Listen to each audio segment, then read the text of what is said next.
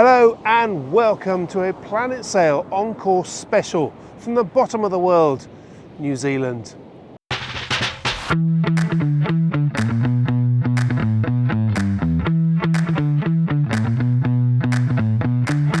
In this episode, record runs and a shake-up on the leaderboard in the Ocean Race. How to win $1 million in 13 minutes. We talk to a French design legend. Plus, the inside track on the America's Cup. And as always, plenty in Docktalk.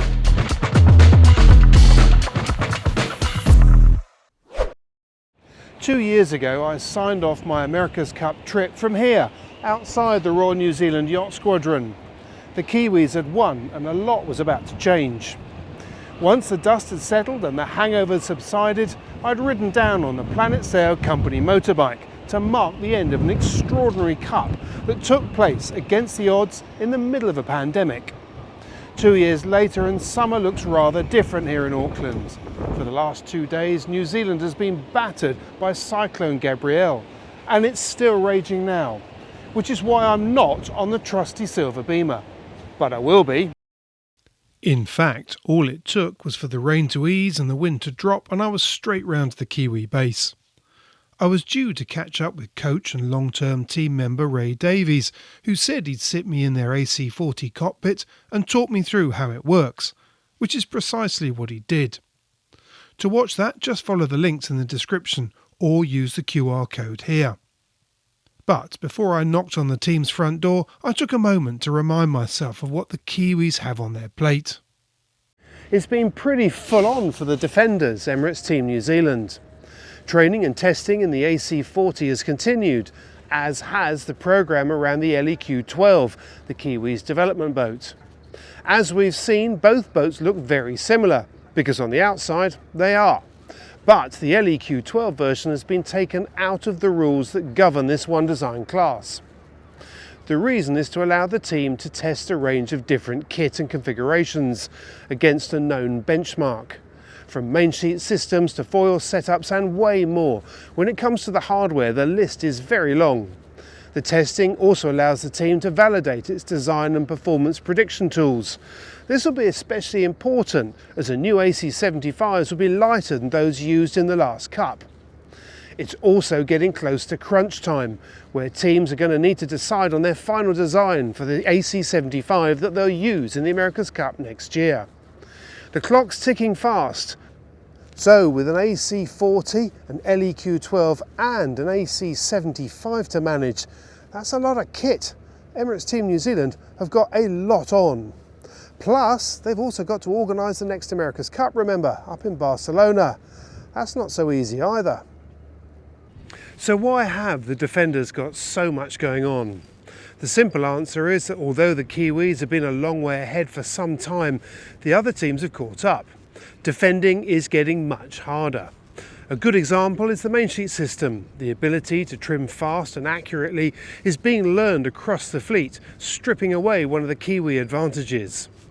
Foils are clearly another big area of experimentation. Like many of the teams, the Kiwis are running different foils on each side on their LEQ12. Making sure you don't head off down a wormhole is always an issue. Ideas can be 10 a penny, but with the clock counting down, it's important to follow the right leads. The new AC75 will be a lot lighter. Knowing how it will perform against the computer prediction and having confidence that the numbers are correct is absolutely essential. There's only so much scaling you can do from a 40-footer. The protocol says that the AC75s have to be much the same as they were below the waterline, but above that, there's much more scope to change things. Changes that all need to be validated before the next phase of development can continue. There are lots of variables to sort out when it comes to crew work and roles. With the AC events approaching, teams will have to be competitive in their AC40s, so they can't just use them as training platforms. But it's not just the Kiwis that are busy. The British and the Italians also have an LEQ, an AC40 and a 75-footer to deal with over the coming months. It seems that three-boat campaigns are becoming the norm for this Cup cycle, along with a very long job list for all. The last couple of months has seen plenty of time on the water for 5 of the 6 Cup teams. So what have they been up to? As defenders, the Kiwis has been spinning the most plates. Designing a Cup-winning boat is one thing, but managing the event next year and the preliminary events leading up to it puts another level of pressure on the team. But on the water, their most recent focus has been with their newly reworked AC75, T-Rihutai, the boat that won them the Cup last time around.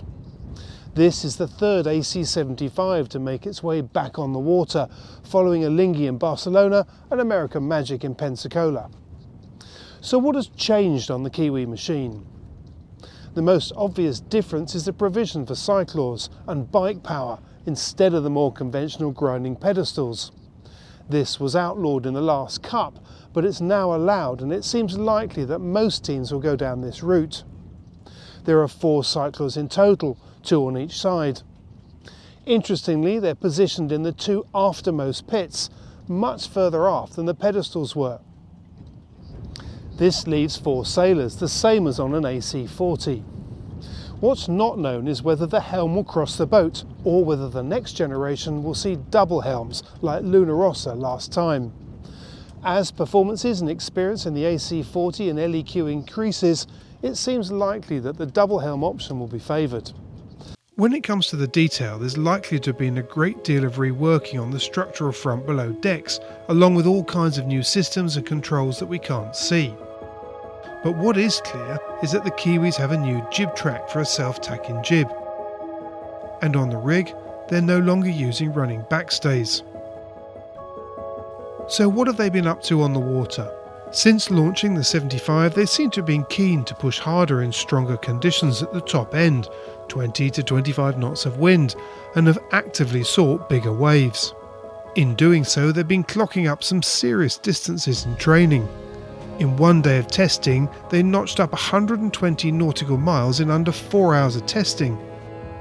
On another, the data shows that they put in 36 tacks and 37 jibes in a similar length session. The rumours are that they've hit 55 knots, which suggests that they've broken through the cavitation barrier that frequently causes issues at around 50. But the testing hasn't been without its problems, the most dramatic of which was when they blew out their headsail in around 20 knots of breeze. So what are the challenges? Here's a rundown in order of their total hours on the water so far. The Swiss team has been smashing out the hours. Having started with their AC75, formerly the Kiwis' first boat from the last Cup, they climbed the learning curve quickly. They also have the advantage of training in Barcelona, which gives them first-hand experience of the Cup venue. The downside is that it's difficult to replicate late summer conditions at other times of the year, but they get to sample the notorious swell that's on the minds of all the other teams. Most recently, they performed a major nosedive and blew out the jib. Interestingly, they didn't capsize, and after attending to an injury with one of the cyclaws, they were back on the foils within an hour. They've also taken delivery of their AC40 and have been running this in conjunction with the AC75. That's no mean feat when it comes to the shoreside management and planning, but it has allowed them to rack up the hours. The relentless training program seems to be paying off, as the team is now achieving 94% dry tacks, which is on a par with the other more experienced teams. In one 5-hour session, they did 17 tacks, all fully foiling, and splashed down in just 2 of their 16 jibes. Having spent the early part of their program with their AC75, American Magic have recently shifted their focus to their AC40. As well as getting to grips with it in one design mode, they're taking it out of class and configuring it as an LEQ12 as well. In the last 2 months, they've clocked up a serious number of hours on the water, and their total tally now sits at around 300 hours.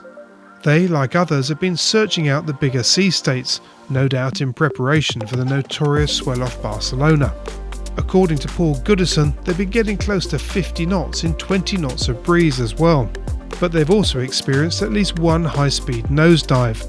They've also had several straightforward capsizes, and it's a sign of where teams are and how the knowledge is developing that in one of their dunkings they were righted after 3 minutes and back on the foils 10 minutes later. On the technical front, they're believed to have been testing a starboard foil which is now in its 5th iteration. A foil that appears to have a bright chrome style finish. They're also understood to be about to move to Barcelona, where they'll take delivery of their second AC40 and start two-boat testing.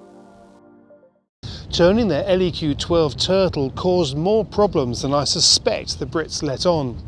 Sorting the damaged systems would have taken time. Fortunately, this coincided with the planned programme of development for the LEQ12, so not all was lost. Their AC40 had also arrived, so the team still had a boat to sail, which helped to keep their hours on the water up. Interestingly, when it comes to the total number of manoeuvres, they have among the lowest tally here, less than half that of the Kiwis and American Magic. When the LEQ12 reappeared, the most obvious change was a much deeper bustle running along the centre line of the hull, which looks more like a long blade. This is believed to create a more effective end plate, sealing the hull against the water and making the complete hull and rig package more aerodynamically efficient. They're also running different foil packages, including a W foil configuration. Like INEOS, Rossa has spent a great deal of time in their LEQ12, where rumour has it that they've been putting in some very quick performances. The latest gossip is that they've exceeded 50 knots. They've also been actively looking for a bigger sea state to train in from their base in Cagliari in Sardinia. Their AC40 has arrived as well, which is likely to mean a shift in focus at some time as they prepare for the first event later this year. What's interesting though is that while they've clocked up around 200 hours, most of it has been in the LEQ12, where they seem to have done around half the number of manoeuvres as American Magic and the Kiwis. But if it's numbers you want and direct comparisons, you could be interested in this, because on the 20th of April, all 5 teams were out testing, albeit in different parts of the world. As a result, there's a limit to what it tells us about the relative performances of the teams. Also, we don't know what the team's individual programmes were. Nevertheless, it makes interesting reading for geeks. All but Alinghi did around 4 to 5 hours on the water. The notes on their test report suggest that there was a sea breeze, which could account for the shorter sailing period. If so, and compared to the other teams, it makes you wonder whether more limited conditions could be one of the disadvantages of having a training base in Barcelona. American Magic pulled in the biggest shift with 6.5 hours on their AC40 in 9 to 14 knots of breeze and a 2 to 4 foot swell. This was also the day that the Kiwis notched up their 73 tacks and jibes in their AC75. While Rossa did just 8 in their LEQ12, which I guess probably suggests that they were looking at straight line testing runs.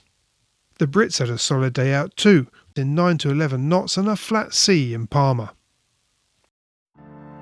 Setting the sailing to one side, the other news to break over the last few weeks is that of the first 2 preliminary events which will be sailed in the AC40s. The first is in Villanova, 45 kilometres along the coast to the west of Barcelona. This will take place between the 14th and 17th of September. The second event will be in Jeddah from the 30th of November to the 3rd of December. Given that the Cup will be less than 1 year away, both these events are going to be crucial for the teams. It's quite clear there's already plenty at stake. Meanwhile, we got distracted again, this time heading to South Island and Mount Cook. I know, it's a tenuous link to what we normally cover in OnCourse, but come on. Hooker Lake with a glacier at the end, couldn't let this one go. But now it's time for some dock talk.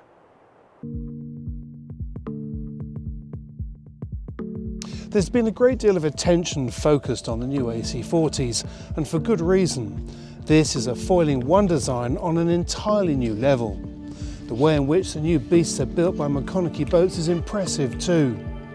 The AC40 is constructed at their facility, while Emirates Team New Zealand's design team is based in Auckland. And while there's little new and remote building, one of the biggest challenges is the precision that's required. To build the female moulds, the hull and deck plug was milled as a single piece to an accuracy of less than 1 millimetre. Every carbon ply is CNC cut. Every component is designed and modelled in Auckland to such precision that brackets and mountings can be fitted before the components themselves arrive. CNC milled steel jigs were created to ensure connection points are located precisely. To add to the pressure, the first official AC40 event is in September this year, so time's tight. Which means to create the new fleet, a team of 80 people is working 12 hours a day to deliver a new AC40 every 5 weeks. J-boats are well known for their race boats, and it's easy to forget that they build cruisers too. But to jog our memories, they recently put out a short video of the J45. She's an interesting mix. She takes some of the best bits from the racing scene, along with a kit that makes life easier when it comes to sail handling, along with a layout, finish and style below decks that will tick plenty of boxes when it comes to cruising, including the ability to be managed short-handed easily. As with the rest of their range, the 45 bucks the current beamy trend and opts for a fine entry, slender lines and the ability to maintain her pace even when the payload has been increased. And when it comes to making sure that you can sail rather than motor, apparently the design office rule of thumb is that in 5 knots of breeze, a J-boat should be able to sail at least as fast as its cruising speed under power.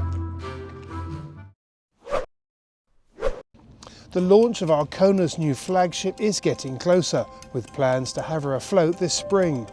Creating a new model to satisfy the critical eye of a fiercely loyal following hasn't been easy. Arcona's renowned for high quality and good performance, but wrapped up within their trademark modest and understated style.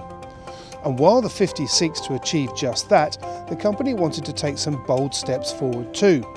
So, a plumb bow, beamy sections aft and subtle chines are the product of a clever distribution of buoyancy, designed to make her light to the touch, yet powerful. The options for a self-tacking jib and a fixed bowsprit are just 2 features that make life simpler when it comes to handling, especially short-handed. Some details are less obvious but no less critical, such as the focus on keeping the weight down to keep the handling and performance up. The keel is a good example, where the standard is the deepest and also the lightest option. Below decks, her accommodation is modern yet modest, with plenty of volume throughout, along with some very clever detailing. So while the 50 might look modern and modest, there's plenty going on under her skin. It used to be easy to describe a classic Bavaria cruiser: simple, unfussy and ordinary. And you wouldn't have upset the company if you had.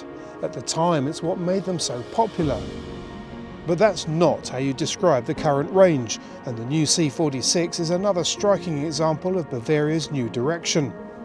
Designed by Maurizio Cosutti, this 46-footer not only looks more racy than her predecessors, but has been created to deliver on those looks. But this is also a design that's been conceived to be versatile. On deck, the C46's layout is aimed at both full and short-handed crews. The arrangement of the twin wheels and the control lines are good examples of that. Below decks, the bulkheads are positioned to allow a wide variety of modular interiors, offering 3, 4 or 5 cabin versions. The nav station has been designed to be a home office as well, and under her skin she has sufficient tank capacity to suit long-distance cruisers and charterers alike. Ordinary is not how you describe the C46. As the Ocean Race fleet made its way up to the Northern Hemisphere on leg 4 from Itajaí to Newport, the points board was shaken up as the runaway leader Wholesome PRB was dismasted shortly after the start. It was a devastating blow for Kevin Escoffier's team. Having got back to shore and put their 60 on a ship, the race for them was now to get the boat and a new rig to Newport in time for the start of leg 5. Before the crisis struck, they'd won 19 out of 20 possible points and were clearly in front. Now the challenge was to see whether that margin was sufficient to keep them in the running. Then, as the remaining fleet got within a few hundred miles of the finish, news came that Goyo Environment had also been dismasted. All the crew was safe, but this was a massive blow to a team that had been forced to retire from leg 3 with structural problems. The 5-strong fleet was now down to 3. As the fleet found itself squeezed between a serious 50-knot weather system and the chaotic sea state of the Gulf Stream, life got pretty hard. All three teams were paranoid about making it to the finish without breaking their boats. Before that, things had been far more settled and had provided time to reflect on the various performances within the fleet. Leading the charge north 11th hour racing team had found their form on this leg, but Malizia had found theirs too and were close on their heels. Seeing the German flagged boat performing so well in lighter conditions was not what many had expected. Since leaving Alicante, the competition has been surprisingly close for a fleet of custom IMOCAs. Few were expecting that either. And in this respect, the monster leg 3 through the Southern Ocean had raised eyebrows for over 30 days. A few weeks ago, I was contemplating this leg as I sat at the bottom of the world. Well, Invercargill, the southernmost city in New Zealand's South Island. And out there lies the Southern Ocean. Nothing, once you're past Stewart Island anyway, between us and the Antarctic. It's also the racetrack for the Ocean Race, leg 3, the longest in the race and the longest in the history of the race, just under 13,000 miles. Now, of course, when you compare this leg to, say, the Vendée Globe, which is non-stop around the world, you may ask why such a fuss is being made over a leg that is 13,000 miles long. Well, there are several good reasons. Yes, these are IMOCA boats. They were designed to sail around the world, but apart from one of them, they're all new generation boats. They're faster. They're unknown in that respect. They foil. They're heavier, which means the loads are much greater. They're heavier because they have a full crew on board, and that full crew can push these boats harder than ever before. So there's a lot of unknowns and consequently quite a lot of trepidation around this leg. In fact, Charles Caudrelier, who won the last race on Dongfeng, said that when he'd spoken to the skippers, he said that a number of the skippers had plenty of people that wanted to be interviewed to do the race, they just didn't want to do this leg. But when it came to it, the Southern Ocean section didn't deliver the infamous sleigh ride conditions, at least not on the scale that we're used to hearing about. It did, however, provide some key moments. First, the news that Goya Environment was returning to Cape Town after discovering structural problems with their hull. Then Malizia reported damage to the top of the mast. Incredibly, they managed to repair it at sea and press on. Holcim PRB's 600-mile jump on the fleet was pretty impressive too, as was the way that the fleet reeled the lead back in. Next came the record breaking. 11th hour racing started the bidding with just over 544 miles in 24 hours, an improvement of 5 miles over the previous best for an IMOCA. But overnight that was smashed by all 4 boats, each one raising the bar. Eventually, the top dog performance went to Holcim PRB, clocking up 588.71 miles. One of the pre-race questions had now been answered. IMOCAs are indeed quicker with a full crew.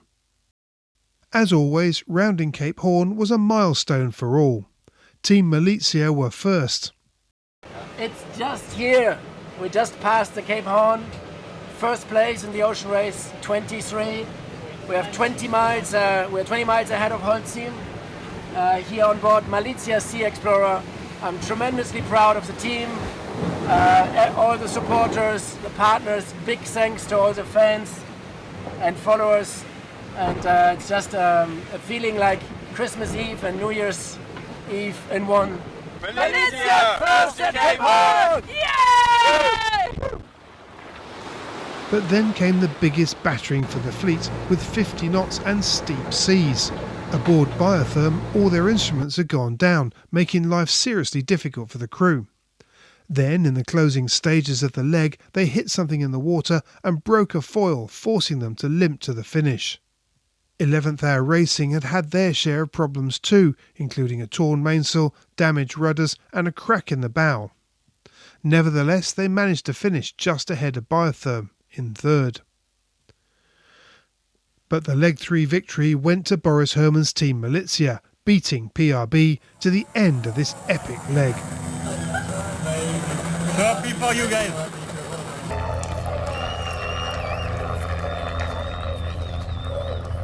It feels unreal. I mean, we have been a month at sea, a little bit longer even, and through so many challenges and ups and downs, and now we are winning this. So I still need to process that to realize. And then we get such a nice welcome here. So many people come out in the middle of the night.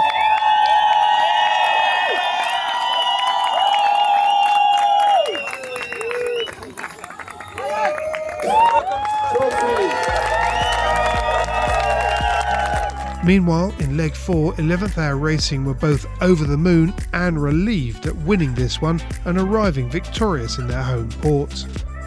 The Malizia crew were delighted at having delivered another podium position, and Biotherm pleased that they'd made it intact. The irony is that while leg 3 was the one that teams feared the most, it was leg 4 from Brazil to Newport that did the most damage. Right. Time to head north, this time to the Bay of Islands to catch up with two people who've helped to shape the modern composite world. More of that in another episode. In the meantime, another dodgy link to some more stunning scenery. But gorgeous as it is, this year New Zealand's seen some of the worst, if not the worst weather in living memory. Just days ago, a cyclone came through here, shut the place down, and it looked rather different. And talking of wild weather, it's not just New Zealand that's been hit. In Australia, in Sydney, SailGP took a hell of a battering.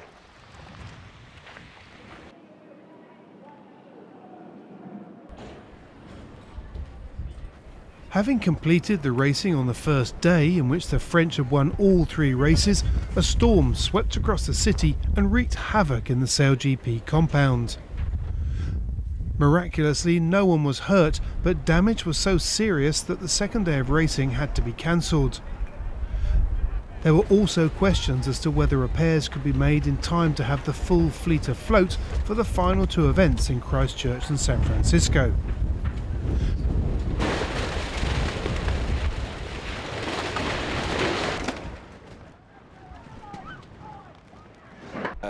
Judging by the weather data, it was a pretty extreme event yesterday, meaning that the wind gust that came through was almost hurricane strength.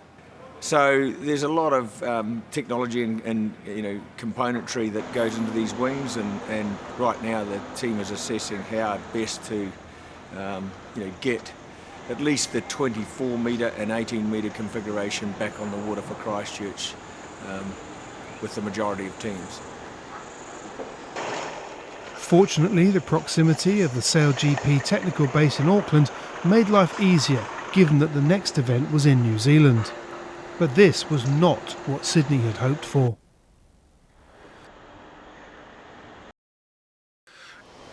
In contrast, conditions in Christchurch could not have been better for the penultimate 2-day event. France picked up where they'd left off, winning the first race. But in the second, it was the home team, led by Peter Burling, that muscled through to the front in race 2.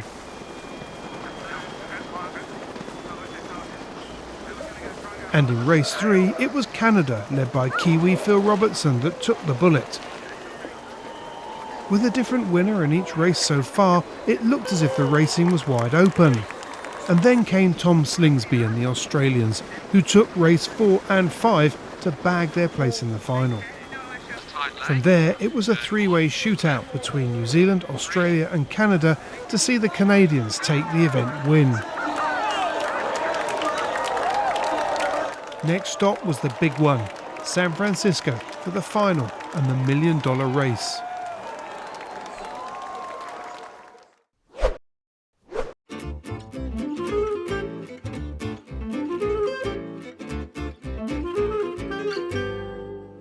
When the SailGP show rolled into town in San Francisco for the Season 3 finale, there was one key question being asked. Who was going to join the Australians and the Kiwis in the $1 million final? Barring any boat-breaking dramas, the 2 Southern Hemisphere teams had clocked up enough points to secure their position in the Season 3 showdown already. So would it be the British or the French? The pair were separated by just 1 point. French skipper Quentin Delapierre and his team had been on a roll in the second half of the season. while Ainsley had yet to win an event in Season 3. Their last was in Bermuda in Season 2. But anyone who's watched Ainsley's performance at crucial times in other classes would not have been surprised to see what happened next. The start was a perfect illustration as to what was on Ainsley's mind. Being behind the fleet at the start didn't matter, so long as the Brits were ahead of the French. When the gun went, they were. With a place in the final at stake, both skippers knew they were likely to lock horns. To be honest, I was expecting this kind of move from them. I think they trust a lot their skills and their maneuvers, and they are just 1 point behind us. So, I was surprised that it was directly from the first race. It's obvious that getting a good start is crucial, especially now the fleet has grown to 9 teams. Getting buried in the pack is all too easy. Success at this level is also about not making mistakes. As the French tripped up, Ainsley and co were working their way up the fleet. We obviously had a game plan with the French, and that worked off the start line. We had some quite fun starts actually, but we managed to get off the line ahead, and the team just did a great job sailing the boat around the course fast.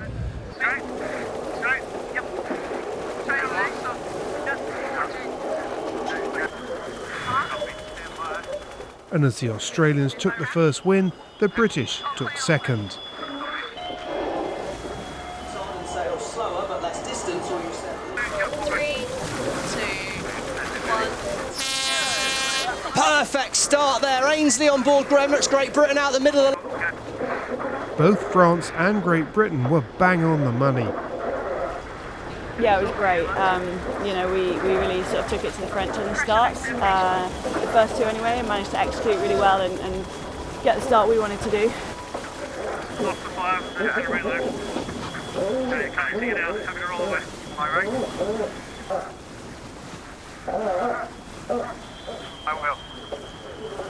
By the bottom gate, Ainsley had taken the lead and never gave it back. With one more race to go, they are looking fantastic on the first day of sailing here at the Mubadala SailGP Season 3 Grand Final, San Francisco. Race number 2 goes the way of the Brits. Once again, the British strategy was to cover the French from the start. Tick.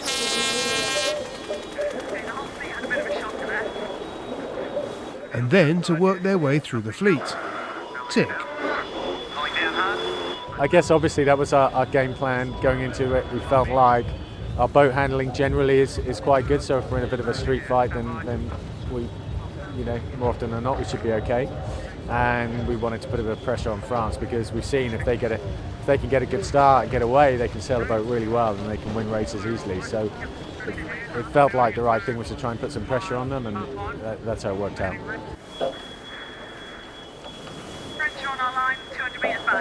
Most of the time manoeuvres were really going well for us.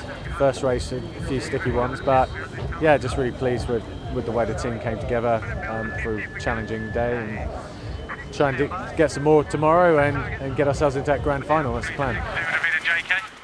Another second place. Day 1, job done.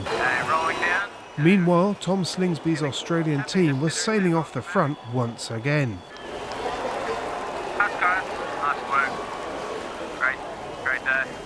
Yeah, we're stoked with today. Obviously it doesn't really mean too much heading into tomorrow, but more importantly than points and any of that is we've got our confidence.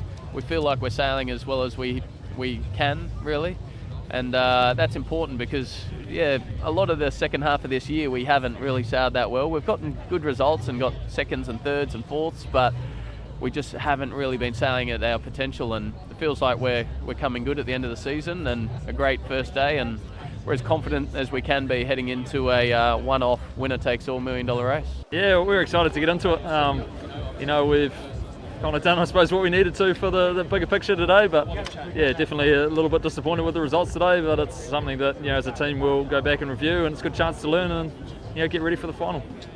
But while the Australians were still the overall favourites, there was a sense that it might be time to change bets for the final.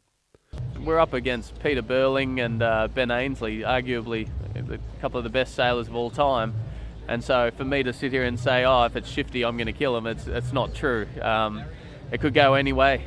Sometimes you feel like you're in sync in the shifts and the puffs and you can get away, but then other times you can just be made to look stupid. So, yeah, look, I don't really mind what the conditions are. Light winds, heavy winds, wavy, flat.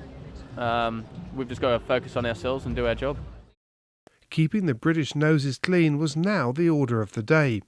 But this is a fiercely competitive fleet that is sailing closer than ever, and playing it safe is simply no longer an option. Ainslie's warnings about letting the French get a sniff of the front of the fleet was borne out in the first race of day 2.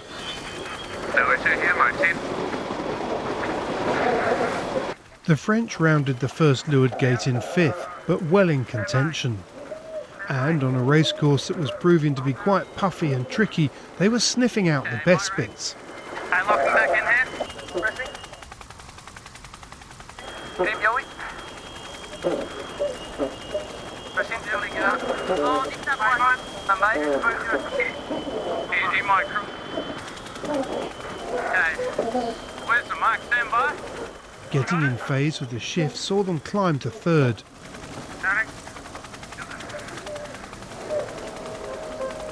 Before taking the lead just before the final mark. On overall points, it still didn't get them to the final, but it was clear that Delapierre's team hadn't given up. Race 5, the penultimate of Season 3, Last Chance Saloon. And a reminder as to how quickly things can change. At the bottom gate, the Australians failed to see the right-of-way Brits.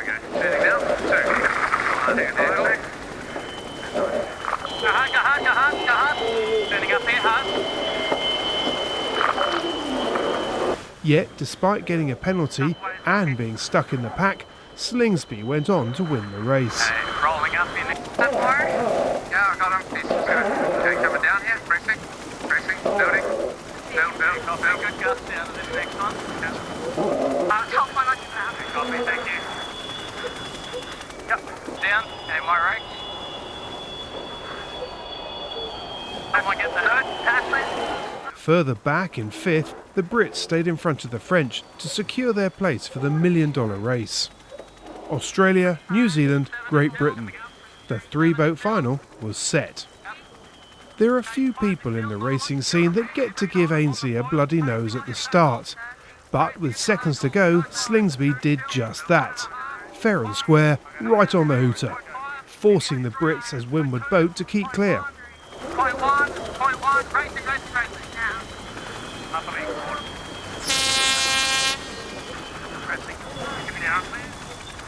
As the Australians and Kiwis stole a march on the Brits, it would have been easy to jump to conclusions. But Ainslie looked like he was having none of it, at least not to start with. But once again, the Australians had pulled out an advantage out of nowhere to take the lead at the first leeward gate. Yeah, copy. 12. Same in time. Happy to go on about 3. I'm happy any time, mate. 2, 1, foot down. Sharp turn. On the second lap, little had changed. Got a bit of pressure heading right. Yeah, we have decent margin on the time, sure. 2, 1. It wasn't quite clicking for us today like it was yesterday. Yeah, final 2 fleet races as well. We just couldn't quite get through, struggled a little bit. And that final champion race, wasn't our finest race. So frustrated with that, but the team's come a long way this season. Got to get hey, gust on here in 3, 2, 1. Conditions from then on were patchy, concertinaing the fleet, expanding and contracting expectations. Pressing hard, pressing hard. But the biggest challenge to Australian domination came on the approach to the final mark, when the gap narrowed to just 18 metres.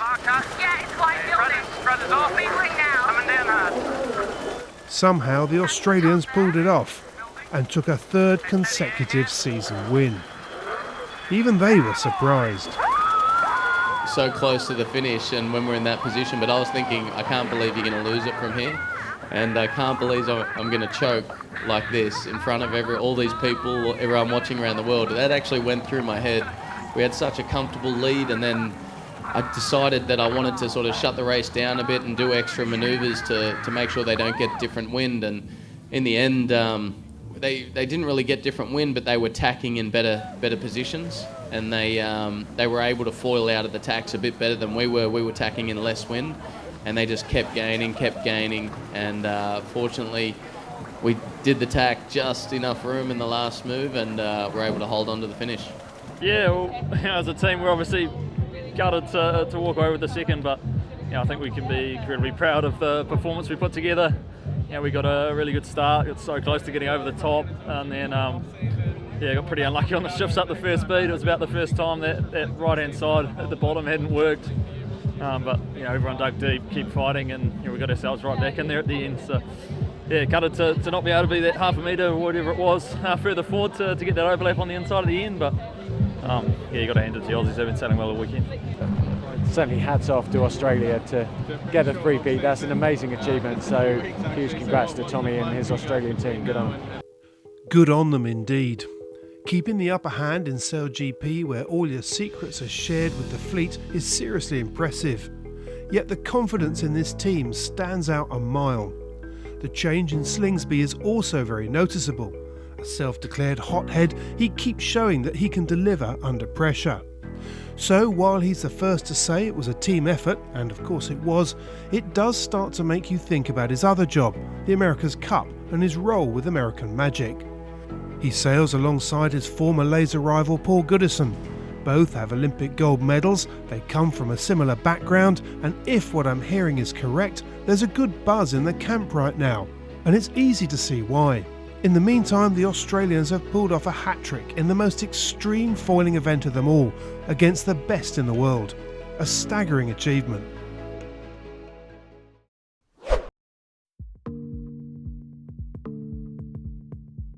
For those that have been unlucky enough to be dismasted, it's rare to see this as an opportunity.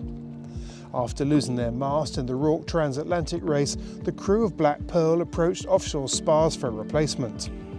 Using SailPack software, offshore spars are able to model the precise stretch of the rigging.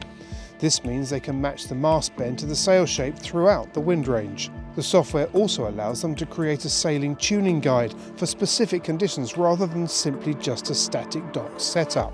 Working with composite rigging experts CarboLink and Doyle Sails, the group created a refined rig and sail package. And then there's the weight savings. Working with New Zealand-based engineers Pure Engineering, Black Pearl's new mast is 4% lighter than the original, with a centre of gravity that is 300mm lower. All in all, a positive outcome from a disastrous event in the Atlantic. A Super Maxi will always turn heads, none more so than the record-breaking Comanche. But this carbon monster also turned out to be a recruitment platform for Doyle Sails. Carl Langford knows a thing or two about high performance. From the America's Cup to SailGP, the Volvo Ocean Race and the International Moth, trimming is his thing. And while hiking out on Comanche's weather rail, he got talking to Doyle Sails CEO Mike Sanderson. Fast forward to later in the season, and the resulting collaboration led to a podium finish at the 2020 Moth Worlds and a new job. The catalyst for Langford was seeing how structured luff technology had reduced Comanche's headstay load with the J1 from 20 tonnes to just 14. Reducing loads by 25% can have a big effect on the way any boat is designed and built. The penny had dropped, Langford was hired, and a string of successes on both sides has followed. At the last Olympics, Zyke was a familiar sight among the medal winners. They've long been associated with the dinghy and smallboat scene, but the development has been ramping up elsewhere. In recent years, offshore clothing has been a focus, starting with durability before broadening into breathability and temperature control. This led them to a new laminate produced by Event. In the last Volvo Ocean Race, Dongfeng Race Team was testing prototypes of Zyke's current offshore kit. That knowledge is now an important part of their OFS 800 range, and the development continues. Jon Richem wore this during the 2022 Route du Rhum, in which he won the Class 40 division, and is working with Zuyk to develop the next generation. Olympic medalists and reigning America's Cup champions Peter Burling and Blair Tuke continue their partnership with Zuyk in their SailGP campaign, while Olympic sailors Tess Lloyd and Dervla Duggan have been early adopters of Zuyck's new Eco Spandex. Looking back, it was a bold call to go ahead with the Genoa Boat Show in 2020, but in the end it turned out to be the only European boat show that wasn't cancelled. 2 years later, that confidence has helped to grow this well-known Italian show. Last year, 1,000 boats were on display. 4 months before the show opened, exhibitor spaces were sold out. By the end of the event, they'd come close to reaching their maximum limit of 115,000 visitors. With exhibitors from 35 countries and 168 new boats, the show has grown into a much bigger international affair. The venue continues to evolve with the removal of a wall that used to divide the on-water part of the show into two halves. This has improved the flow and feel of the show. Next year we'll see 200 new berths added and a major redevelopment of the eastern waterfront. The 2023 show takes place from the 16th to the 21st of September. Now, earlier in the season at the Düsseldorf Boat Show, among the many boats that caught my eye was the Jeanneau AC75. It's been designed by Philippe, a design legend in his own right. It's a fascinating boat that really takes cruising design into new territory. I've long been an admirer of his designs, and what interested me about this boat was his innovative approach to the balance between life above and below decks. He calls it 50-50 living. 50% of the length of the boat is for the inside, 50% is for the outside space. Giving this, he offers a lot of new possibility to accommodate the outside space, and we use this opportunity to have 3 zones. And one is a new center cockpit. It's new for this kind of boat. And we had put some functionality which used to be inside in this area, like navigation, like a breakfast table. Also the guest cabin and companionway of those guest cabin. So in this way, we have a crossroad in the middle of the boat, fully protected. And it leaves open a lot of space forward and aft. Forward, this is to the advantage of the owner cabin space. So become one apartment, cabin more galley, more another city. So this is huge compared to most of the boats of this size. And the same thing aft, we had a lot of space available, free of any maneuvering. We use the full beams of the boat to make a very large, let's say, cockpit, but I would prefer like a terrace with direct access to the water and 2 big tables, which I think is the area where the living on board will be mainly. Let's say I am a sailor. You know that I have done a lot of racing boats and I've steered my boat a lot, Fastnets, the Ton Cup, you know all this story. And so I am maybe one of the designers having spent much of time in steering the boat, in cold, in raining, in Fastnet conditions. Oh, you've been in England a lot then? Yeah, I am. So in Fastnet, yeah, sure. So that's anyway something I like, but I wanted to keep this a nice feeling of steering a boat, but with the added possibility to be protected when you light. So the ideal position for me of steering the boat is amidship. Why? Because it's centered and she gives access to the winches and maneuvering, which actually have been designed very close to the helmsmans, but also is the best position to look at the sails, because this is where the boat is a beamer. And you can push you outside, most of outward, and then you have ideal view on the jib as on the mainsail, which is, I think, does not look like with this canopy, but actually is even a better position on this boat than INEOS, which traditionally have the steering aft. And a more comfortable place to be as well for the motion, isn't it? Because you're in the middle motion of the boat. And also easy protection, because if you have a wave coming, you can still move and to protect yourself. I'm liking it already. Yeah. So, but this is, of course, I pay much attention to our design. Although we like to give this feeling of villa on the beach, we still are always very concerned to keep performance and this enjoyment of steering a boat. There are all kinds of other details as you sort of drill down and have a look at the boat. One of the things, another thing that struck me is when you look at the side decks down the side, how they slope down. And it's quite a subtle detail, but it means that the whole of this cockpit area here can actually be lowered down. So you don't get a great big towering bit of fiberglass and high freeboards and the rest of it. It's very cleverly thought out, and it really does seem to work. And as you can see, it's already a very popular boat indeed. So once again, and as always, and in particular from dramatic and stunning New Zealand, thank you so much for watching. I do hope you've enjoyed it. Please do make sure that you subscribe to us, tick that notification bell, like us on Facebook, check us out on the website, and keep sending us your views and comments. We do read them. It means a lot to us. Once again, thanks very much. Stay safe, stay well. Until next time.